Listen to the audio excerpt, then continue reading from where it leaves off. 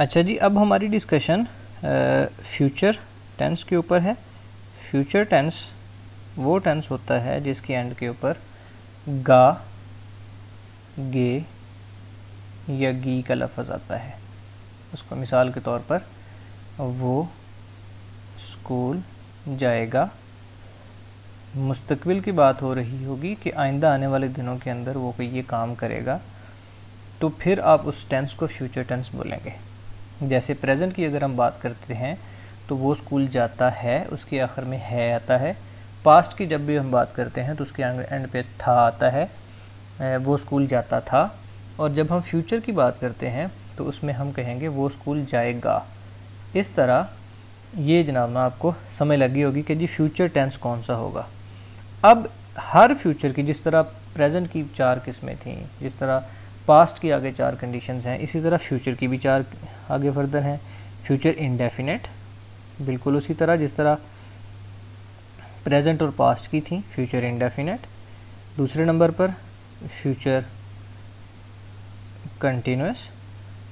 तीसरे नंबर पर future perfect.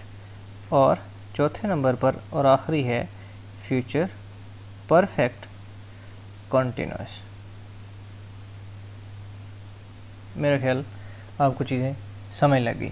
आज की हमारी जो डिस्कशन होगी वो फ्यूचर इंडेफिनेट के ऊपर होगी और उसके बाद हम एक एक करके future continuous, future perfect continuous, इन तमाम के ऊपर बात करेंगे। Let's move toward future indefinite. अच्छा जी, इनडेफिनेट हम फ्यूचर का पढ़ रहे हैं और फ्यूचर इनडेफिनेट के अंदर सबसे पहले अगर हमने इसको सॉल्व करना होगा तो हमें उसकी पहचान पता होनी चाहिए कि उर्दू फ़िक्रे क्या किस तरह के होंगे इसके। तो मैंने आपको बताया जी कि इसके आखिर में गा, गे या गी का लफ्ज़ आएगा। मिसाल के तौर पर हम बना लेते हैं जी वो स्कूल जाएगा, आमना ख़त लिखेगी, हम फुटबॉल खेलेंगे। अब आप देखें कि हर एक लफ्ज़ के आखिर में गा का लफ्ज़ या गी का लफ्ज़ या गे का लफ्ज़ आ रहा है, जो कि हमें ये बता रहा है कि ये अभी काम मुकम्मल हुआ नहीं है, होगा आइंदा आने वाले दिनों के अंदर। तो ये मुस्तकबिल का सेंटेंस है जिसको हम अंग्रेज़ी में फ्यूचर बोलते हैं। तो इस किस्म के सेंटेंस को बनाने के लिए हमें कौन सा तरीक़ाकार इख्तियार करना है, अब हमारी बात उसके ऊपर होगी। अगर हम फ्यूचर के सेंटेंसेस को देखें तो सेंटेंस स्ट्रक्चर जो होगा उसमें आप सबसे पहले लगाएंगे सब्जेक्ट, उसके बाद इसमें लगता है हेल्पिंग वर्ब, फिर लगता है वर्ब और फिर लगता है ऑब्जेक्ट। अब हमने ये देखना है कि यार सब्जेक्ट और ऑब्जेक्ट का तो हमें पता है कि सब्जेक्ट 3 किस्म के हैं, सिंगुलर है, प्लूरल है या आई है। उर्दू में हम बोलेंगे वाहिद, जमा या आई है। लेकिन अगर हम हेल्पिंग वर्ब की बात करें तो कौन से लगेंगे और अगर वर्ब की बात करें तो कौन सा लगेगा, ये बुनियादी तौर पर बेसिक नुक्ता है इसके अंदर।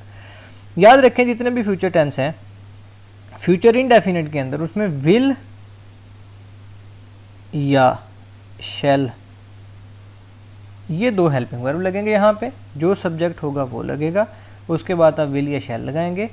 वर्ब की आप पहली फॉर्म लगाएंगे, साथ में कोई चीज़ नहीं, ना ऐसे ना यस, कुछ भी तरीकाकार नहीं है। सिर्फ आपने विल या शैल के साथ पहली फॉर्म लगा देनी है और ऑब्जेक्ट लगा दिया जाएगा, तो ये फ़िक्रा बन जाएगा। आई होप आपको समझ लग गई। अब रौला ये है कि यार ये जो विल या शैल हैं ये किसके साथ लगेंगे। याद रखें ये जो शैल है ये सिर्फ 2 सब्जेक्ट के साथ लगता है, एक आई और दूसरा वही। बाकी जितने भी सब्जेक्ट्स हैं तमाम के साथ विल लगेगा।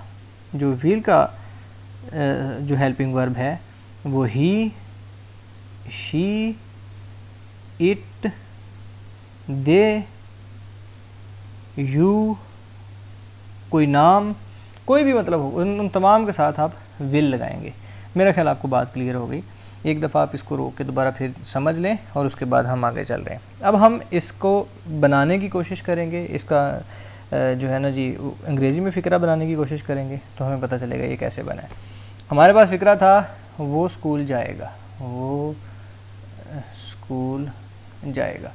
अगर हम इसको बनाएंगे तो हमारे पास सबसे पहले आ गया सब्जेक्ट, ही के साथ विल लगेगा शैल, यस विल लगेगा, ही विल, वर्ब की पहली फॉर्म गो टू स्कूल। तो कितना आसानी से हम ये बना सकते हैं। आपने सिर्फ ख्याल रखना है इस बात का कि यार ये विल है, इसके साथ आपने वर्ब की पहली फॉर्म लगानी है, बाकी जो सब्जेक्ट और ऑब्जेक्ट होगा वो अपनी जगह के ऊपर रहेगा।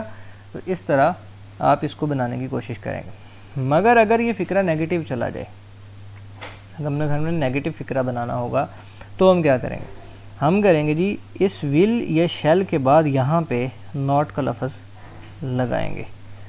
अगर हम इसका तरीकाकार बनाते हैं तो हमारे पास इसका तरीकाकार होगा कि सबसे पहले सब्जेक्ट, उसके बाद हेल्पिंग वर्ब नेगेटिव सेंटेंसेस के अंदर, उसके बाद आप नॉट लगाएंगे, फिर आप वर्ब लगाएंगे और फिर आपके पास ऑब्जेक्ट आ जाएगा। अगर हमने इस ही सेंटेंस को दोबारा नेगेटिव बनाना हो तो क्या होगा, he will not go to school. ये आपके पास जनाब अलीना जी नेगेटिव सेंटेंस बन गया। सवालिया मैं नहीं बना रहा, मेरे ख्याल आपको समझ आ गई होगी कि आपने सिर्फ इस विल को फ़िक्रे के स्टार्ट में लेके जाना है, तो इसने सवालिया बन जाना है और एंड पर आपने सवालिया निशान लगा देना है, will he go to school. जब आप विल को स्टार्ट में ले जाएंगे तो उसके बाद वो फ़िक्रिया सवालिया बन जाएगा और आखिर में आपने सवालिया निशान ज़रूर लगा देना है। मेरा ख्याल है कि आपको समझ लग गई है। जो पहले फ़िक्रे थे उनको बनाने की कोशिश करें या अपनी तरफ से ऐसे फ़िक्रे बनाएं जिनका ताल्लुक़ फ्यूचर टेंस के साथ हो। फिर भी अगर समझ ना आए तो ज़रूर पूछ लें।